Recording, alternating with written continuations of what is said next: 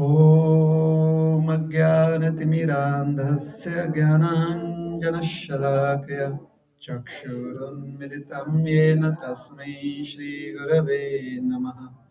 श्रीचैतन्यमनोभीष्टं स्थापितं येन भूतले स्वयं रूप कदा मह्यं ददाति स्वपदान्तिकम्। नमो विष्णुपादाय कृष्णप्रेष्ठाय भूतले श्रीमते भक्तिवेदान्त स्वामिनिति नामिने। नमस्ते सारस्वती देवे गौरवाणी प्रचारिणे निर्विशेष शून्यवादी पाश्चात्य देशतारिणे वाञ्छाकल्पतरुभ्यश्च कृपा सिन्धुभ्यैव च पतितानां पावनेभ्यो वैष्णवेभ्यो नमो नमः। जय श्री कृष्ण चैतन्य प्रभु नित्यानंद श्री अद्वैत गदाधर शिवासादि गौर भक्त वृंद। हरे कृष्णा कृष्णा कृष्णा हरे हरे, हरे Ram Ram Ram Hare Hare.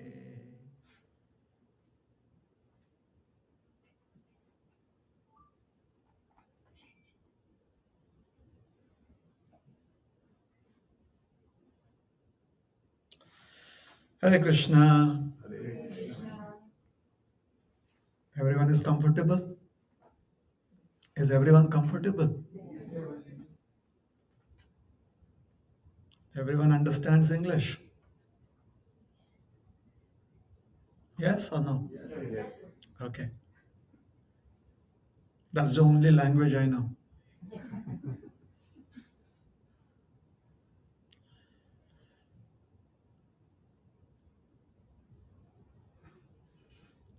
So once upon a time,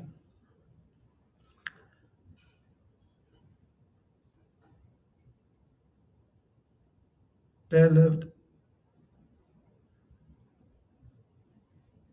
a spiritual instructor with his student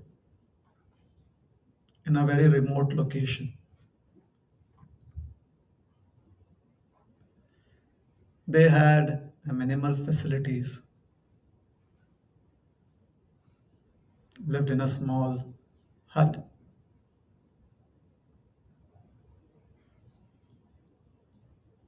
Everything that they needed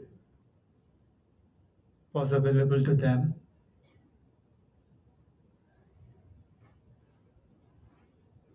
They tried to stay away from luxury.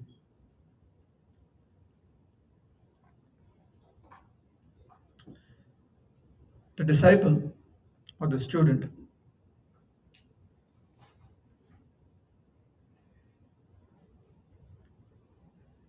had some personality traits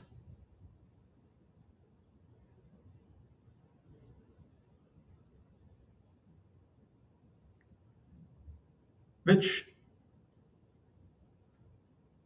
we would like to hear about and understand and see if it is relevant within our day to day lives too.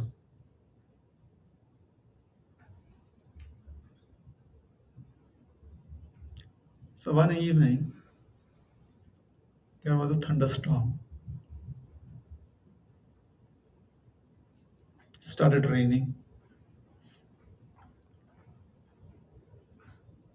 Both the teacher and the student were inside the hut. So the teacher asked the student to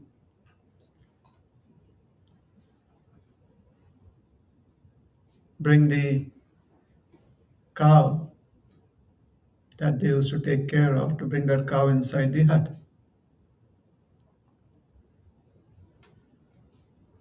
So student told the teacher, "Sir, If the cow feels uncomfortable, she'll walk in. So don't worry.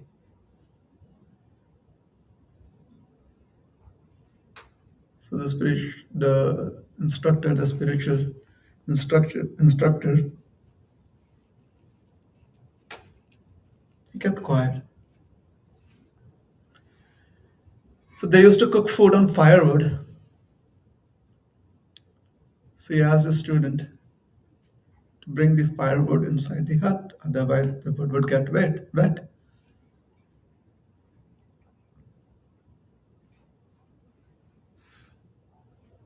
So he said, we already have sufficient wood to cook for today.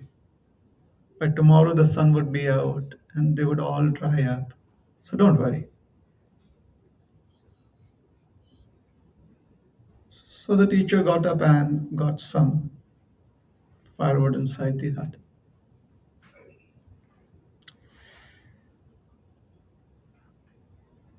Then the teacher asked the student that we need to prepare some food for the evening, so why don't you come and assist me? And the student said, sir, a disciple cannot be on the same platform as the teacher. So I'm unqualified to assist you. Therefore, you can cook by yourself. So the teacher did the cooking. When the teacher said that we have to offer the food to the Lord, so why don't you do the offering? He said, sir, I'm not so qualified. The Lord will never accept anything that I have offered when you are there. So why don't you make the offering? So teacher made the offering. Finally the teacher said, well, the prasad is ready. Would you like to come and eat? He said, my dear sir, you have already done all the other work. I should at least do some work.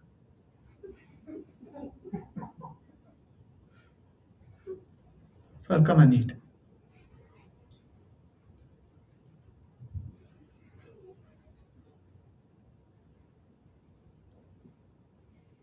So this trait that is commonly found in the human species is very interesting.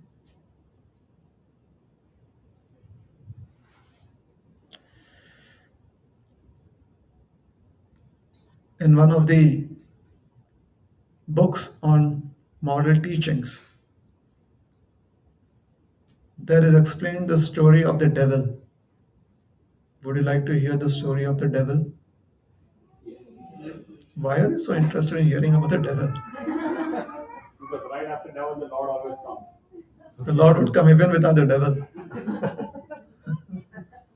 But anyways, all right. Since everyone is so inspired to hear about the devil. So once upon a time, the devil was really wondering as to how he could exert his influence on human society.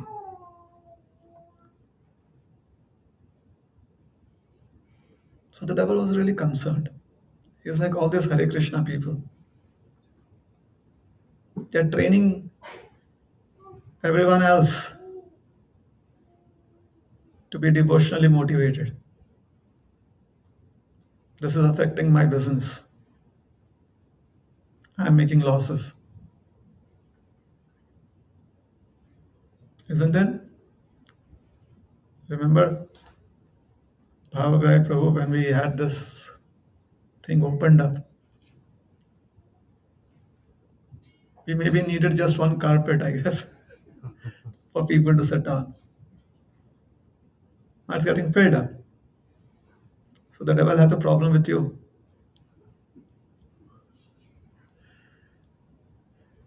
So the devil called his assistants for a meeting. He said, we have to figure out something to mislead people.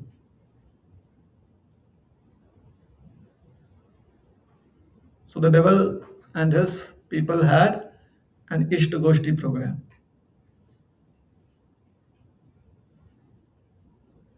So they sent out flyers and they asked everyone to come for the meeting. So all of his assistants came. He asked them, what should we do? So one of his assistants stood up and said, don't worry, sir. I have a foolproof program. I will go amongst the humans and I will inspire them to become angry at each other. They will use harsh words for each other. They will quarrel. They will fight. And then we can easily rule over them. So this assistant's name was Anger. The devil said, no, the Hare Krishna people never get angry.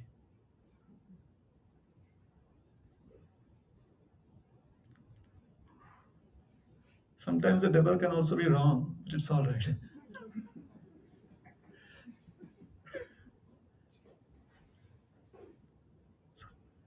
The devil said, well, it could work, but this is not a foolproof program. So then another person came forward and he said, well, I will go in human society.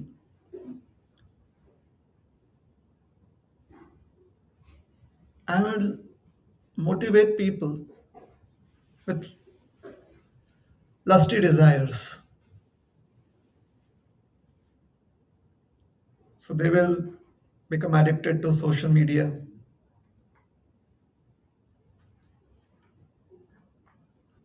They would start surfing on internet, especially the pop-ups that come up. Then they would have desire for lusty association amongst each other. Then we have many outlets for that. We'll attract people to these outlets. The devil said,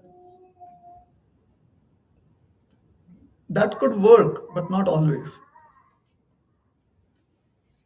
If you go to the Hare Krishna people, they'll say, Kamesha, Krodhesha, Rajoguna Samudbhava.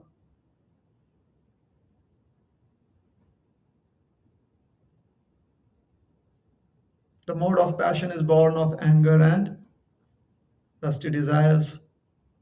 Mahashna Mahapapma.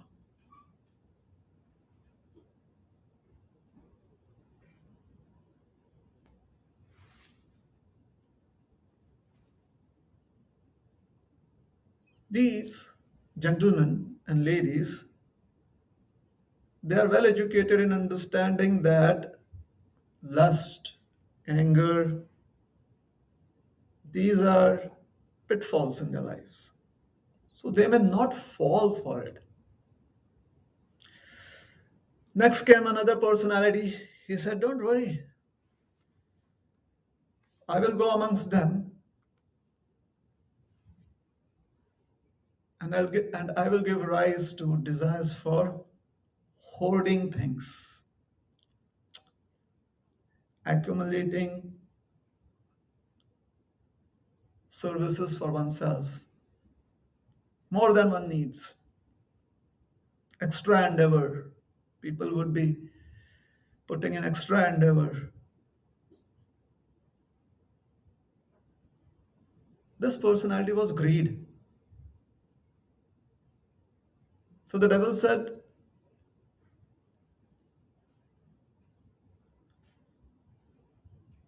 it's not so easy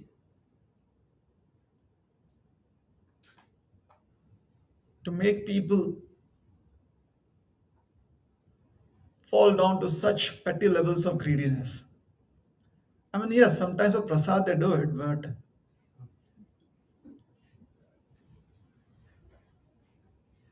otherwise, no. This may also not work. So, Mr. Lust, Mr. Greed, anger, they were not able to convince the devil. Then came forth the personality of unlimited desires. Then came forth the personality of pride. All of them had their strengths. All of them could exert their influence on human society. However, the devil was not convinced. At that point of time, a tiny little assistant, very wee bit like this tiny, totally unnoticeable person stands up and in a very squeaky voice, feeble voice, says, I will persuade people that God is very merciful unto them. I will convince them that all their understanding and plans to lead a pure life, gentle life, clean existence is praiseworthy.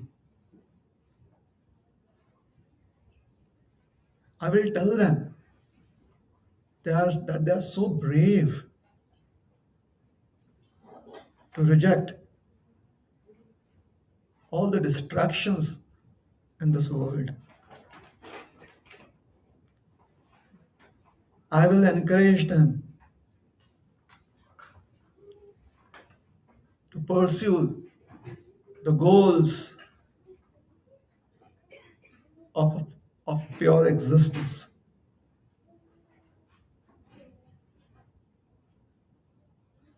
By this time, most of you have zoned out.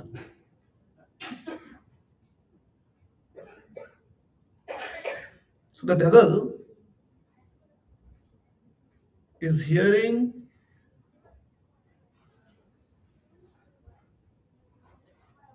in great surprise. Did I hear that correctly? My little assistant is telling me that he is going to persuade people to be good, to be nice, to be following the principles of righteousness. This is how we are going to exert an influence on humankind. So he looks at his assistant and says, what are you saying? He says, sir, please wait. Let me complete. So I will become their friend. I will tell them how good they are because they have accepted all that is virtuous in life. I will congratulate them on having accepted a spiritual goal in life and having a plan of how they are going to achieve that goal in life. And then I will whisper into their ears, there is no hurry. You can do all of these things tomorrow. It doesn't really matter if today didn't go well. You are a brave person. You are a very capable person. It is just the circumstances are not very favorable for you right now.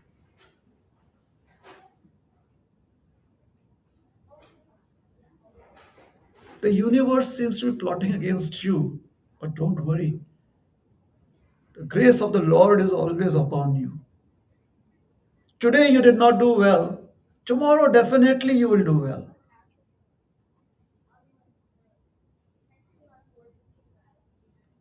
He said, I will whisper this into their ears. The devil had a big smile on his face. He says, you are the right person for this job. And this gentleman,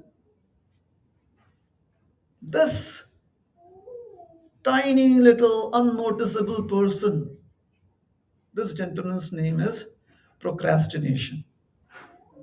Ever heard about procrastination?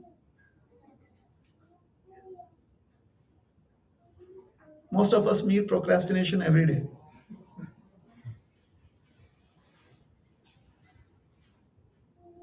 The devil said, you understand my heart. You are my man. You will get the job done definitely.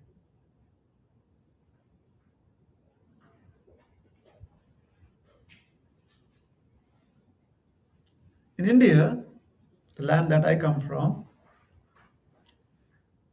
there are so many folk tales told about personalities from the past. One such personality or a very popular family is the Pandavas. Generally, a lot of us who grew up in India, in Indian society, and had exposure to the great epics, the Itihasas, Mahabharata, Ramayana. The Pandavas are kind of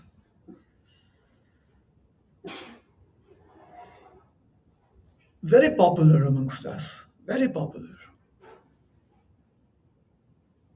So there are five brothers, and the eldest one is Yudhishthir.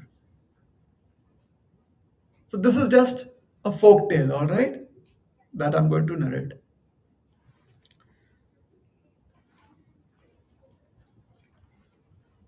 He is a son of Dharma.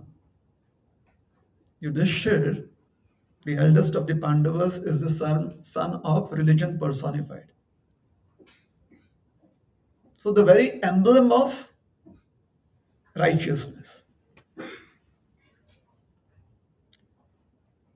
So after a long struggle,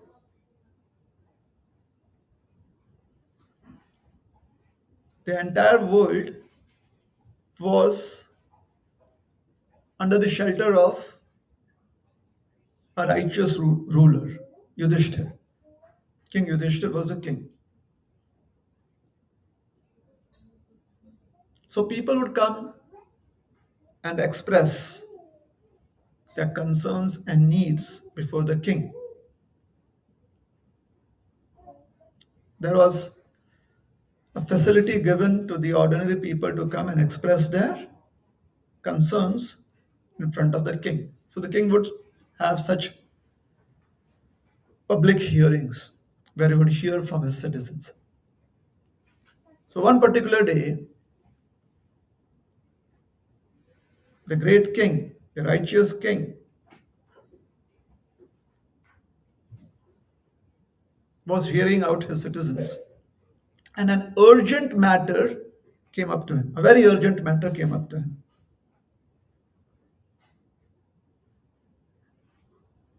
So he looked into this matter. He looked into this issue, and then he told his ministers that we have to have a meeting on this later on.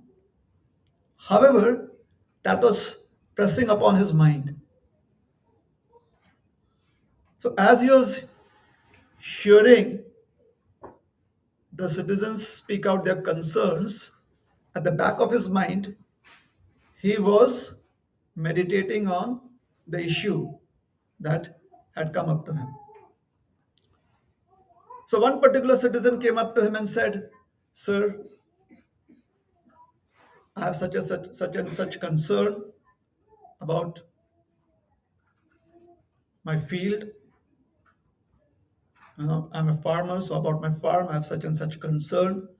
So could you please let me know what is possible, what kind of help I can receive?" So Yudhishthir Maharaj, in a very generic way, he answered, "Oh, please come tomorrow and we'll resolve your issue." So the outspoken younger brother of Yudhishthir Maharaj, whose name is Bhima, Bhimsen stood up, and Bhimsen, in a loud voice, proclaimed, "Hear, O hear, all citizens of the world. The great king Yudhishthir is sure that he is going to be alive tomorrow."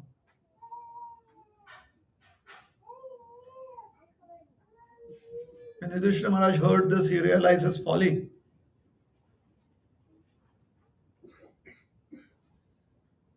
What did he realize? His folly. And Yudhishthira Maharaj started thinking about his morning sadhana that day. He's like, today morning when I did my 16 rounds, my chanting, at the end of my chanting, I felt that I wasn't really meditative. So I promised myself that tomorrow I will do better. How many of us make promises like that? Tomorrow we are going to do better. Just look at the confidence that we have. It's like we have informed Mr. Death,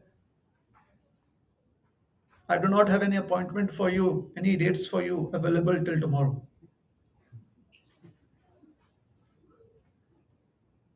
Where does that such confidence come from? It's just one of the effects of the influence of this personality called as procrastination.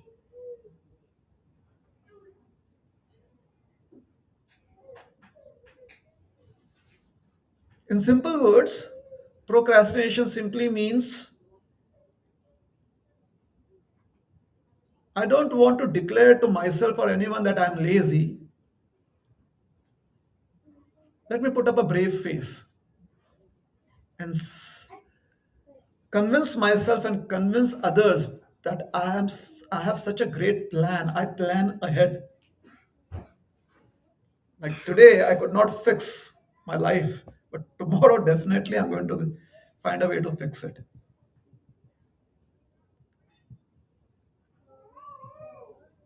And if we try to wonder,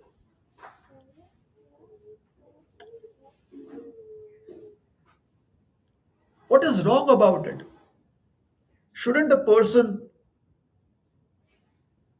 try to change their outlook of life? Yes, one should. But why do we have so much faith on tomorrow? We could have a similar faith on the present. Like it would be so nice to say that, yeah, today I was not really very focused on my chanting. Right now, I want to do at least one round with good focus. Very rarely anyone does that. Very rare. It's always like, hey, look, my quota is done for today. I need to visit this only tomorrow now. And life goes on. Life goes on. We are encouraging each other in this way. Oh my God. It's like, and there is a saying in Sanskrit, उष्ट्राणाम ही विवाहेषु गर्दभं प्रति जायते परस्परं प्रशंसन्ति Aho Rupam, Aho Dhvani. So an ass, a donkey, goes to the wedding of his friend, the camel. So now the donkey has to say some good words about the camel. So the donkey says, "My God, Aho Rupam, you look so handsome with all that hump. You really look handsome." And the camel feels obliged to praise the donkey now. So the camel says, "Your voice is so melodious. You bray so melodiously." So parasparam prashansanti. Welcome to the world of the community of devotees. Parasparam prashansanti. We have learned the art of appreciating each other. So if one devotee comes and says, "I'm not really chanting very nicely," the other devotee says, "No, no, no, Prabhuji, Mataji. I mean, when we look at you, we are inspired. You're doing it for so many years." And then the first devotee tells you, the devotee in front of them, "Actually, although you may have come right now, but you have so much enthusiasm. I get inspired seeing you." That's only for that time period, Saturday from 6 p.m. to 9 p.m. After 9 p.m. Saturday, everyone is in their own world till 6 p.m. the next Saturday. I'm not speaking about you. No, no, no. It's a coincidence that we have Saturday programs here from 6 to 9. It's just plain coincidence, all right? So, otherwise, it's necessary to give disclaimers, otherwise, I won't get prasad. I'm also concerned about my benefits. So, procrastination. Procrastination is intensely subtle.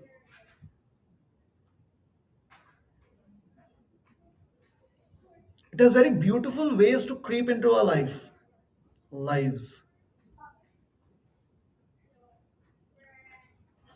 It comes in like a best friend. Like, yeah, I'm not lazy. It's just that today I feel very tired. If someone tells them, "Hey, you just got $10,000 jackpot, for that you have to drive 4 hours, to another place," you're like, "Really?" There's no tiredness anymore, I guess. It's like that figure, $10,000 gives you an adrenaline shot. Just as the figure, $16 of chanting gives you a dopamine shot.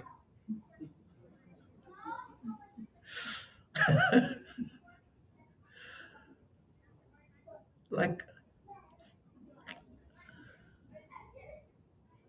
there used to be a gentleman that would come to programs that I would regularly conduct. Many, many years ago, every week I would be doing some sessions, some presentations. So, a gentleman would come every single session. So, one day we were talking with each other over prasad, over, after the program, after the presentation. He says, "Prabhuji, ever since I have come to this program, ever since I've been coming here, I've had an amazing experience. I feel very relaxed. Every Friday when I come here, those 2 hours that I sit here, I sleep peacefully."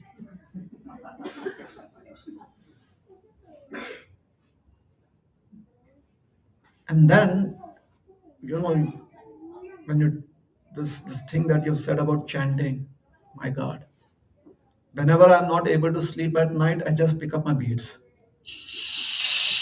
And by the time I'm on a fifth bead, max to max eighth bead, I'm snoring in deep sleep. And all of this free of cost. And I'm like, well, since you're being honest, I can also be honest.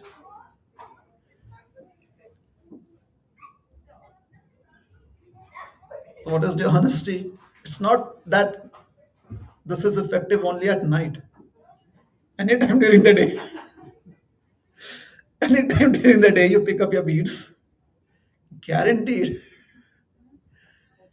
After a few beads, you're like, yeah, I think I should sleep now.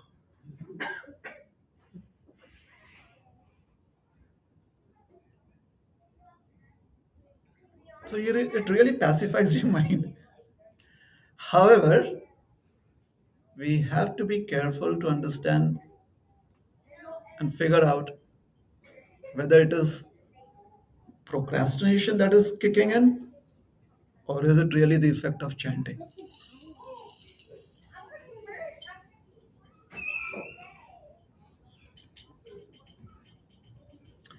In the Bhagavad Gita, 18th chapter, there's a beautiful instruction that the speaker Krishna is offering to us.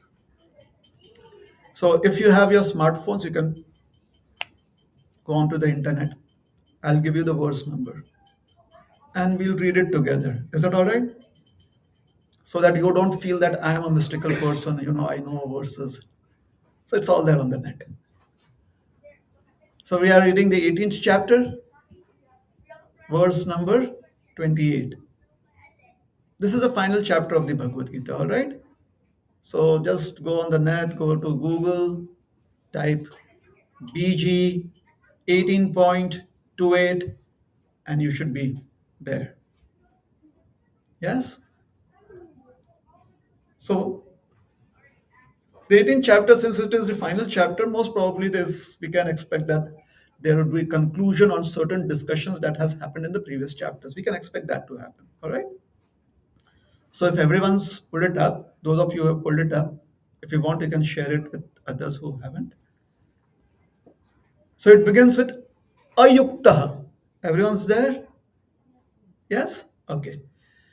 अयुक्तः प्राकृतस्तब्धः शाठो नैष्कृतिकोल्लसः विषादि दीर्घसूत्री च कर्ता तामस उच्यते.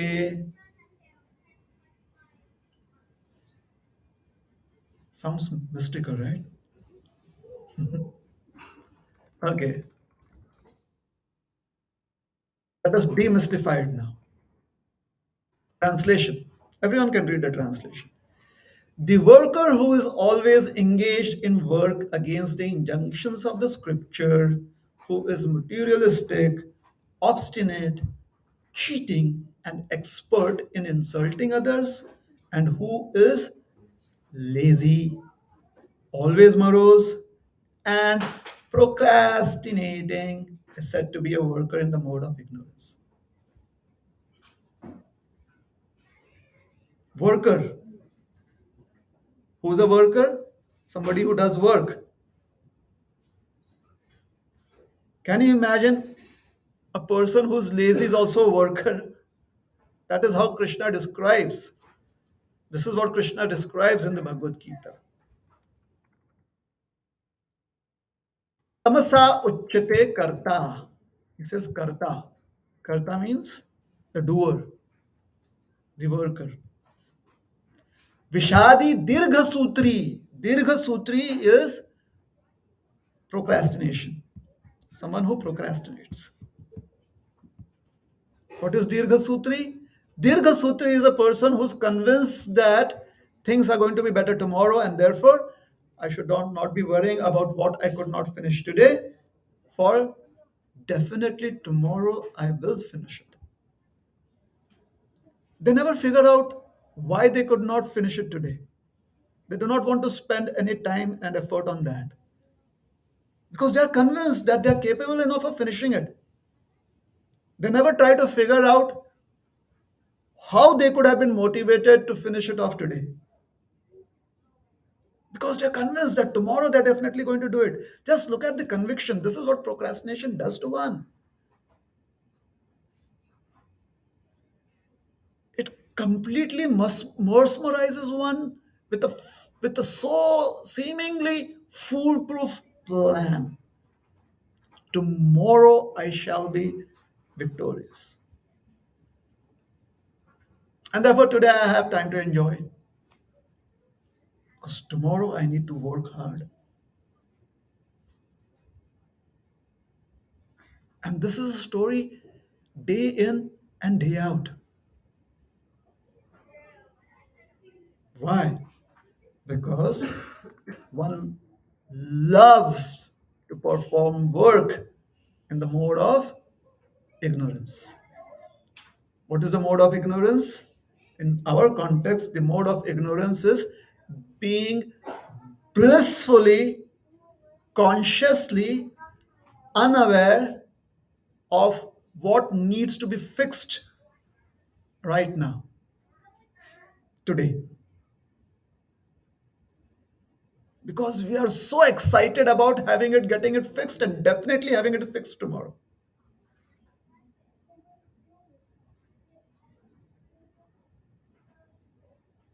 So we have to be very careful about these distractions in our life. What are some of the ways that procrastination works? Especially if you're a spiritual practitioner, or if you have some kind of spiritual intent in life. When I say spiritual intent, I mean that you believe in destiny, you believe in higher powers, you believe in a creator, you believe yourself to be a doer, things like that. All right. So what are some of the ways that one gets cheated by this gentleman procrastination? First is, we attribute our shortcomings to destiny. We are very, very eager to attribute our shortcomings to destiny. Today morning, I wanted to wake up at 5 o'clock. I hit the snooze button. I got up at 5:30. It's just too cold. I had put the room temperature at 72, and someone came and put it at 70. Who was it? Who did that?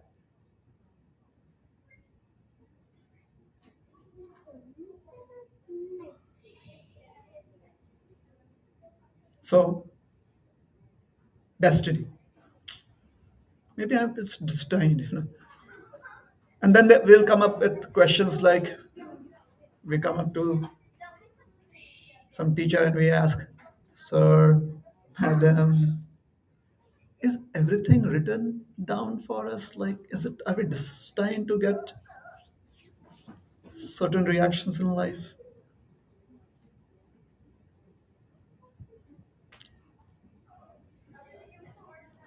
The other thing about procrastination is, the second thing is, one is not very eager in taking responsibility for one's own actions. We may do it occasionally on and off.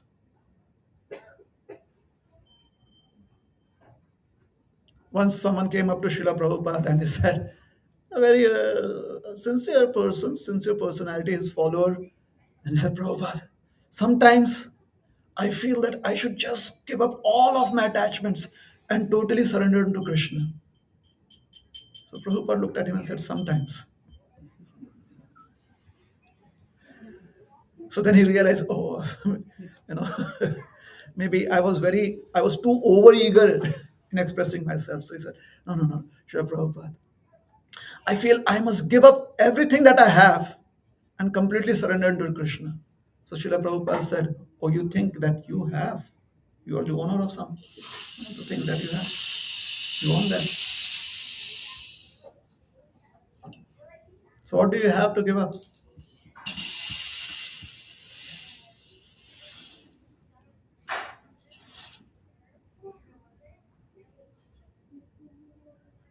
So it's difficult.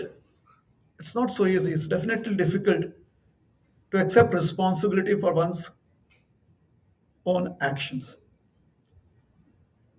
And since ever, like since school,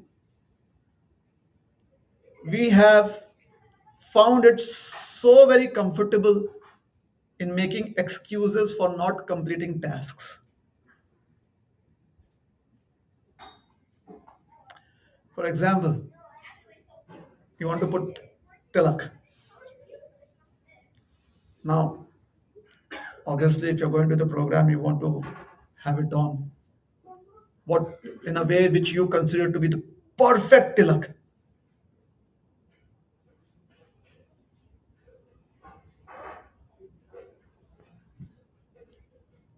So everyone's hopefully been through that, what I'm trying to describe, right? And if it doesn't turn out to be good, most probably it is a gopi chandan that is problematic. Or maybe it's when I was young, I had a fracture or I had a sprain in this finger and it never goes straight now.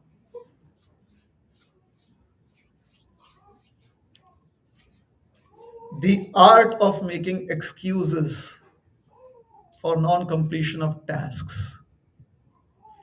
We learn it so very well living in the society that we are in. Everyone does that. Everyone around us makes excuses, and we feel why should we be any different? Another issue that keeps people in the zone of procrastination is that they are forever planners. They always like to plan. They have this really amazing talent to have divine plans. Prabhupada would give that example that somebody, you know, um, had two potatoes donated to him. Then the person thinks, oh, today I have two potatoes. So I will go to the market and sell it when the price is really high, and then I'll get some profit. Then I'll have, with the profit, I'll buy two more potatoes. Then I'll go and sell four potatoes, and then I'll have sufficient money to buy a cow. Then I'll sell the milk. Then I'll have two cows. Then I'll get married, and after I'm married, I have to boss over my wife. Like I'm a self-made man. So my wife would come to offer me a cup of milk, and I'm like, and I'll just do this action that, what is this? You don't know how to serve good milk. And when I do that, and when he does that, the potatoes that were in his hand, he throws them off into the gutter somewhere. So good planners, but generally the plan never takes off. They always stay in the preparatory stage of the task. Always. It's always like tomorrow morning, I'm going to wake up early and I'm going to sit in one place and finish off my 16 rounds. This was a story 12 years ago, 365 days a year. The same story was repeated 11 years ago, 365 days a year. And now the story itself has gone into 12 years of Vanvas. And the story is like, Baba Vanvas mein se bahar to nikalo hame. Even Lord Ramchandra came back after 14 years of exile. The story is kind of,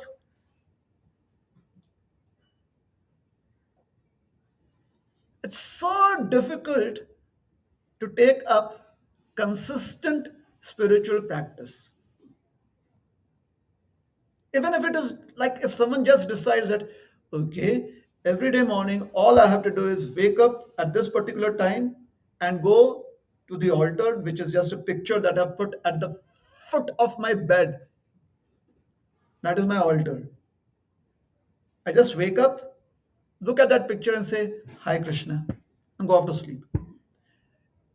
One would be so very incapable of doing that consistently. But one would have big, big plans. You know, my pillow, I have to arrange it in this way, and the blanket I'll only put up to my chest so that when the alarm rings, I throw off my blanket, just lift up my head from the pillow and say, Hi Krishna, back to bed. So we have planned that in the night. In the morning, it doesn't work. And if it works maybe for 2 days, 3 days, and then we take a vacation.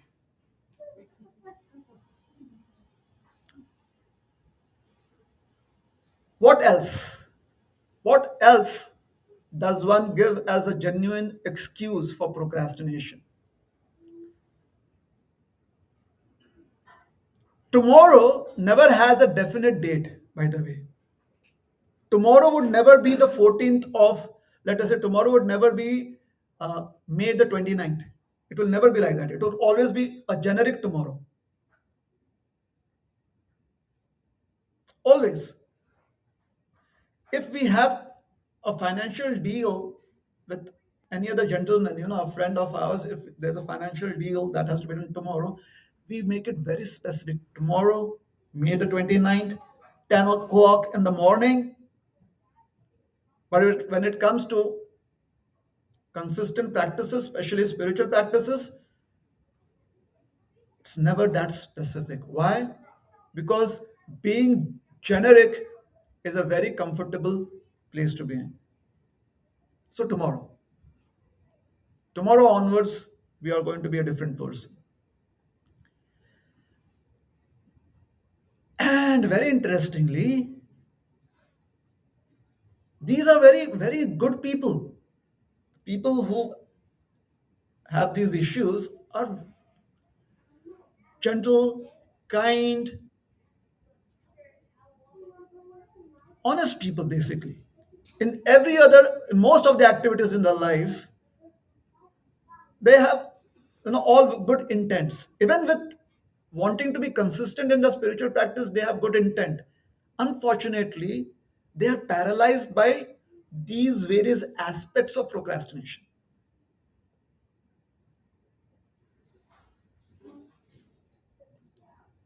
And the final interesting limb of procrastination is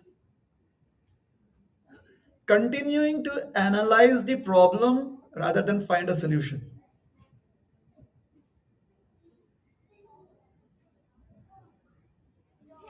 It's like, yeah, tomorrow, let us take the same example about waking up and doing chanting or, you know, uh, addressing Krishna, the Lord. Tomorrow, I will wake up and I will be very excited. I will be very enthusiastic.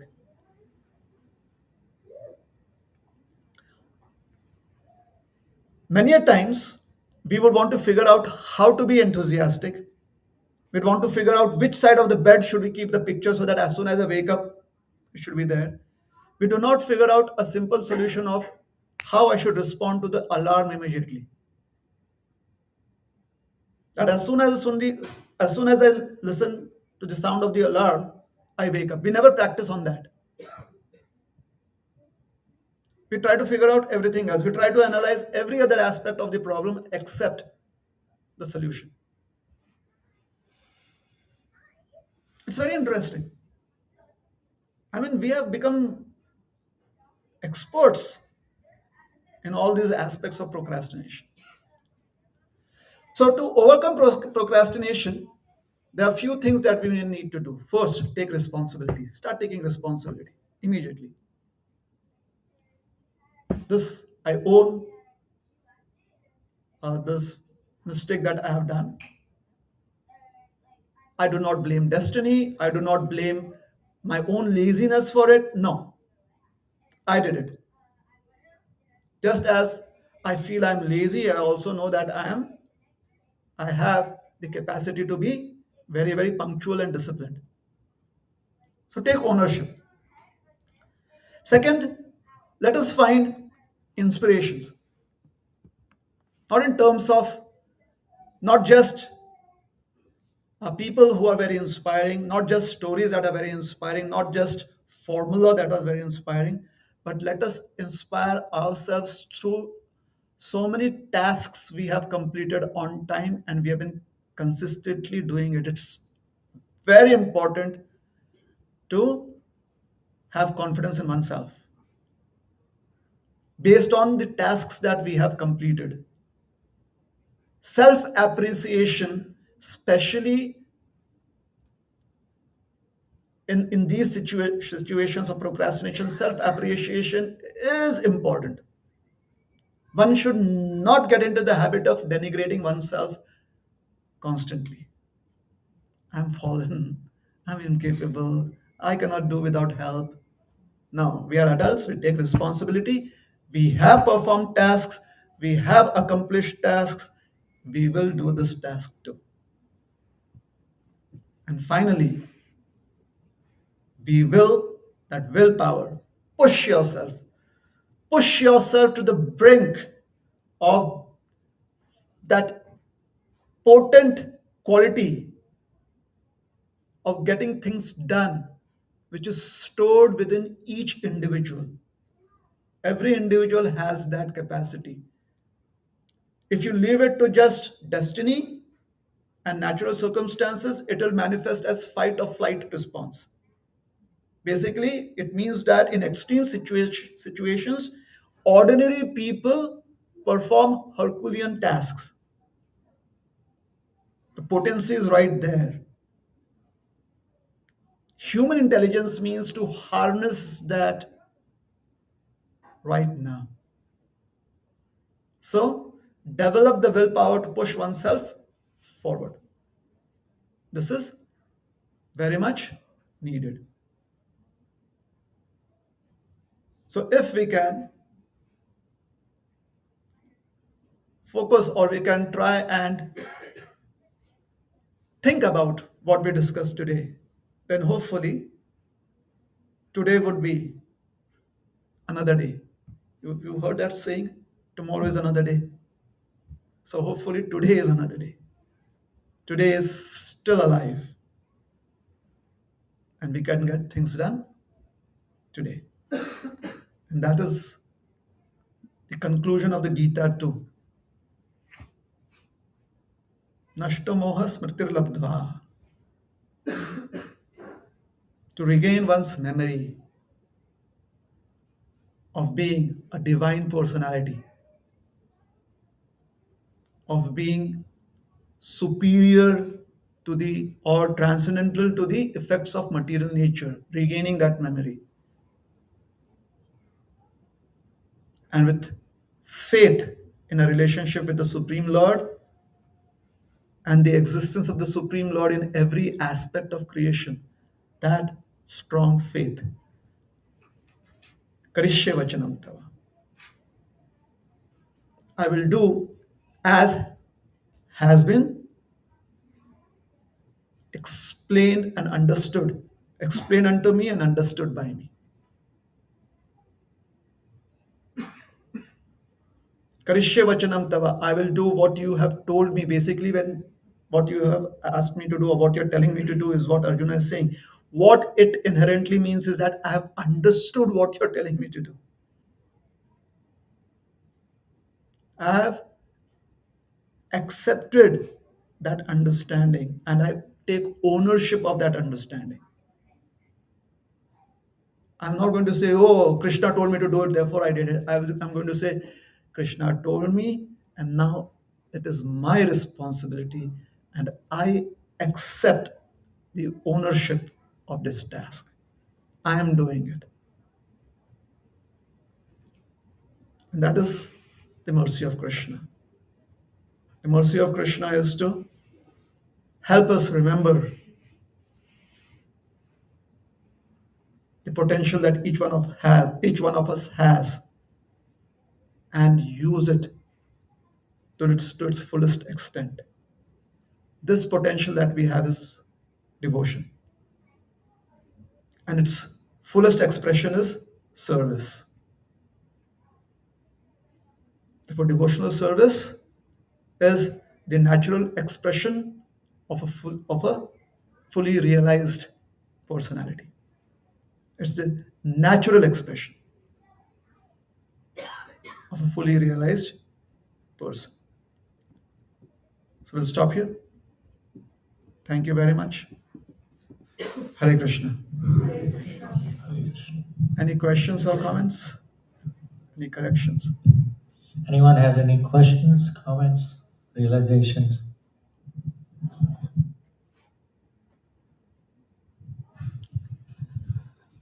Hare Krishna. Prabhuji, you said one should appreciate oneself. And so, what is the difference between appreciating oneself and praising oneself? Because when you praise yourself, it is almost killing yourself. So, the difference between the two. Okay. Would it be all right if I ask you a few, let us say, questions, and would you like to answer that? What is appreciation according to you? In very simple terms. To accept that, yes, I appreciate I do that. To Okay. accept it. To accept that I do something. What is praise? Praise is, I mean, indirectly accepting, but yeah, indirectly accepting and giving you more positive points rather than negative. Okay. So if I'm expecting praise from others, and if I'm expecting appreciation from others, is it synonymous?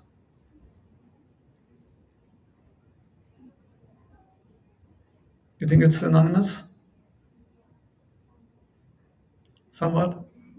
Okay. So if it is the same, then why are you afraid of praise and not of appreciation? I could give you my understanding, but then that's my understanding, right? Hence, I'm asking you, what is your understanding of praise, like self praise? Might be your understanding can help me. Okay, you want me to brainwash you? That depends on me. So it depends on you, right? So, yes, praise. What is it about praise that made you ask the question? I mean, read also that when you praise yourself, that means you're killing yourself. Okay, you've read that. So, what I think, what I can understand from that statement is that typically praise could also be offered for achievements that are not ours. It could be overdone, an overdose of a reaction. In that sense, it could kill one. However, if praise is clean, it is offered only for the achievements that we have had, would that harm anyone? So that is what we are speaking about. Self appreciation is when we are not able to raise ourselves above the platform of, let's say, laziness that we have fallen into, the zone that we have not that we have fallen into. We have to feel good about the potential that we have, and not just feel good about it, but use that to release the or to find intent with that, the willpower. If one does not have appreciation for one's own abilities, then the willpower would not be strong enough. Okay? So, self appreciation is needed for us to have sufficient willpower. The only, let us say, condition that may apply here is that we realize that as part and parcel of Krishna, as part and parcel of Krishna, this ability is there in Krishna, and hence we have it. So it's we are sharing it, or we have, let us say, gotten it from Krishna, from the Supreme Lord. So since Krishna is self-satisfied, therefore we also can feel appreciation for the self. Basically, what we are doing is indirectly we are finding appreciation for the quality that comes from the Supreme Lord. Yeah. So it's a very let us say this is a stringent exercise to be able to do that with a consciousness. It needs practice. But the self appreciation has to be uh, in connection with Krishna. So when Arjuna is saying that, my dear Lord, my illusion is gone and now I remember things, he says, Tat Prasada. Tat Prasada means because now I am connected with you. Sometimes we just overtly say that, oh, it is by Krishna's mercy. But what is mercy? If I have to accept mercy in my life from someone, I need to be connected to that person. However, being disconnected, the idea of mercy also still works in illusion. So many a times we can still stay in illusion and feel that Krishna's mercy is there. All right? So connection with Krishna. You're welcome. Any other questions? Hare Krishna, Prabhuji, Tanda Pranam. Hare Krishna. Prabhuji, I could not understand one of the things related to planning, which is planning considered always a negative way. Like the example which you have given, like where the potato was thrown by the excitement. So in other words, I can say like something, he was living in the future and he got so much excited, he threw the potato. But is it something like, because I see in even material spiritual way as well, we see that planning is necessary. Like any plan we make for the future that we make. So how we differentiate like this planning is wrong and that planning is correct, or is it all the planning is wrong? Um, if I could rewind and we could hear exactly, I think what I said was that staying only in the preparatory stage of planning. I'm not going beyond it. Okay. All right. And secondly, what I said was that we only think about analyzing the problem. We do not put enough time into what the solution is.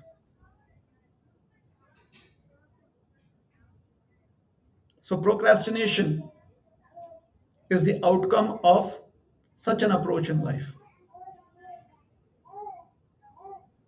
Is that helpful? So, when one is in that mode, then one's plans are really huge. That is all one does, plan. So if you're planning and at the same time you're implementing your plans, it's good. That's not procrastination, is it? No. Yes. Exactly. Yes. Got it. Thank you. All right. Hare Krishna. Hare Krishna.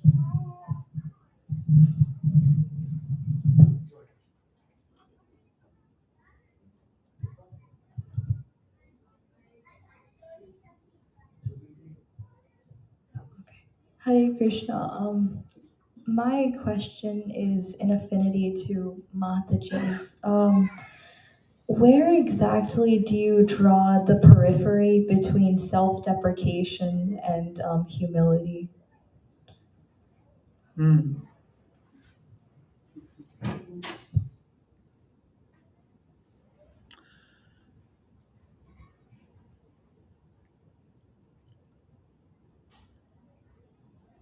Generally, negativity is born about is comes about whenever we are focused too much on ourselves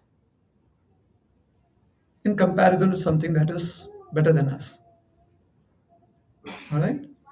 Humility typically, generally, would always be the outcome of when we see the greatness of that which is beyond us and we feel inspired to go towards it, achieve it, or connect with that greatness. So one feels humbled. So negativity is always when one is self-centered, when one sees more about oneself in terms of that which is greater than us. So it's more about how we would not be able to achieve that. All right? Whereas positivity is more about how wonderful it would be or how inspiring it would be to go beyond our comfort zone. And in that scenario, when we see the greatness of that which is in front of us, we feel humbled receiving that grace, having that vision. Thank you. Yeah? All right. Anyone else? Yes.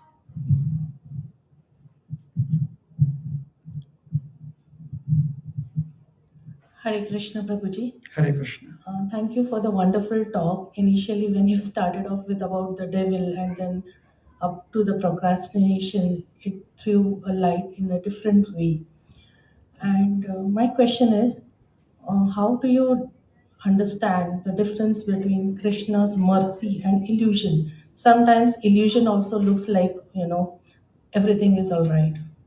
Hmm. So, how do we get alert in such situations?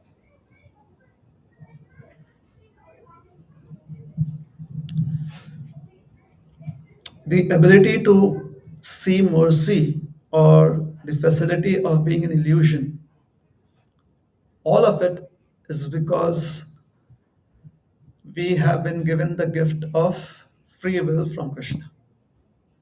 So that is how uh, Krishna is always there in the picture because Krishna has given us the free will. The proper use of the free will is to be able to see mercy, and the unhealthy use of free will is to fall into illusion. Is it all right? Thank you very much. You're welcome. Anyone else has any questions?